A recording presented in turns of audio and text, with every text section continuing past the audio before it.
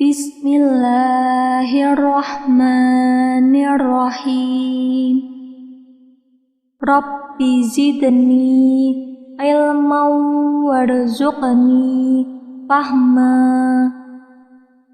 Artinya, ya Allah, tambahkanlah aku ilmu dan berikanlah aku rizki akan kepahaman.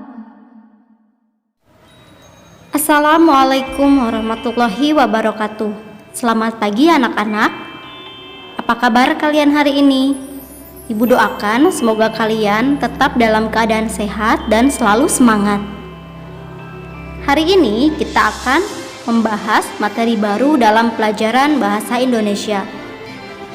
Hari ini kita akan membahas tentang teks laporan hasil observasi atau bisa disingkat dengan teks LHO.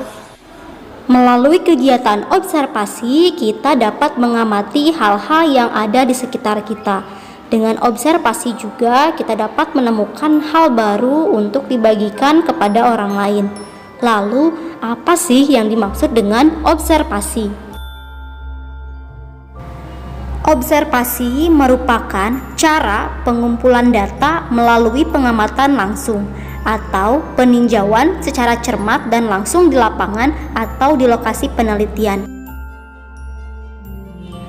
Misalnya, kita ingin mengamati jenis-jenis tanaman yang tumbuh di sekitar halaman rumah kita.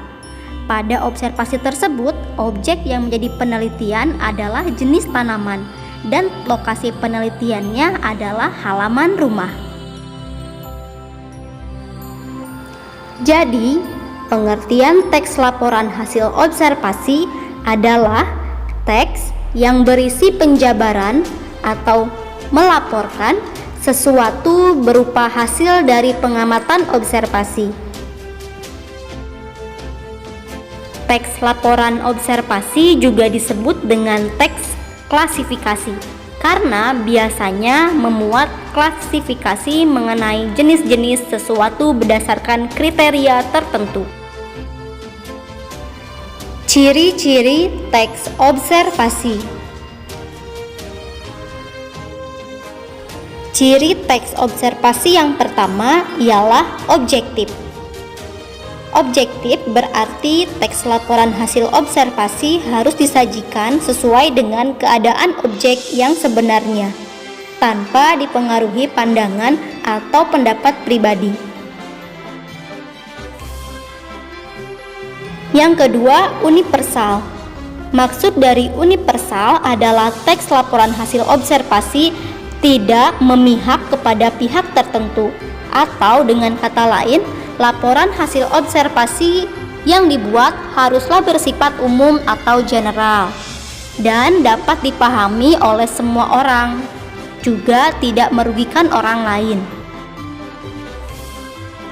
Ketiga, faktual. Sebuah teks laporan hasil observasi haruslah bersifat faktual atau berdasarkan pada kenyataan di lapangan, mengandung kebenaran tentang objek yang telah diteliti. Lalu, kenapa sih harus faktual? Karena laporan yang tidak sesuai dengan kenyataan sulit untuk diuji kebenarannya dan bahkan tidak bisa dipertanggungjawabkan. Yang keempat, haruslah sistematis. Maksudnya, teks laporan hasil observasi yang dibuat harus teratur, berurutan dan sesuai dengan standar yang berlaku dalam penulisan teks observasi. Bagian ini berkaitan dengan struktur penulisan teks LHO. Yang kelima, objek yang diobservasi. Kalian dapat menentukan sendiri objek apa yang akan kalian observasi. Bisa tentang hewan, lingkungan, atau apapun yang kalian sukai dan mudah untuk diamati. Selanjutnya, kita akan membahas mengenai tujuan dan fungsi dari teks laporan hasil observasi. Tujuan teks laporan hasil observasi diantaranya ialah mengatasi suatu persoalan, Menemukan teknik atau cara terbaru. Mengambil keputusan yang lebih efektif. Melakukan pengawasan dan atau perbaikan. Mengetahui perkembangan suatu permasalahan. Teks laporan hasil observasi ini sangat bermanfaat untuk kita dalam kehidupan sehari-hari. Karena melalui teks laporan hasil observasi, kita dapat mengetahui suatu permasalahan. Kita juga dapat memberikan saran atau solusi terhadap permasalahan yang sedang dihadapi. Fungsi dari teks laporan observasi diantaranya melaporkan sebuah tugas atau kegiatan pengamatan. Kita juga dapat menjelaskan dasar sebuah keputusan atau pemecahan masalah dalam sebuah pengamatan. Yang ketiga, sebagai sarana untuk pendokumentasian dan sebagai sumber informasi terpercaya. Teks laporan hasil observasi dapat menjadi bukti yang otentik dari suatu pengamatan. Karena hasilnya memang berdasarkan data dan fakta yang benar-benar terjadi di lapangan. Contoh teks laporan hasil observasi. Kebersihan lingkungan komplek perumahan.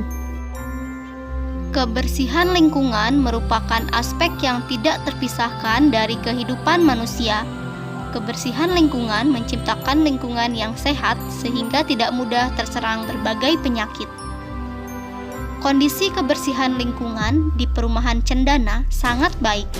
Selokan terpelihara dengan baik dan tidak mampet atau tersumbat. Tempat pembuangan sampah pun sudah ada di tiap depan rumah warga. Tempat pembuangan sampah berupa tong besar atau drum. Kondisinya juga terawat sehingga tidak menimbulkan bau tidak sedap. Petugas kebersihan mengambil sampah setiap 3 hari sekali. Selain itu, setiap 1 bulan sekali warga perumahan Cendana melakukan kerja bakti membersihkan selokan dan rumput-rumput liar di sekitar perumahan. Kebersihan lingkungan tidak sulit untuk diterapkan apabila kita membiasakan pola hidup bersih dan sehat. Budaya hidup yang bersih dan sehat akan mendatangkan banyak manfaat bagi manusia. Kita dapat menjalankan aktivitas hidup yang sehat, produktif, dan pada gilirannya menggapai kesuksesan. Demikianlah pembelajaran kita hari ini. Semoga kalian dapat memahami apa yang telah disampaikan.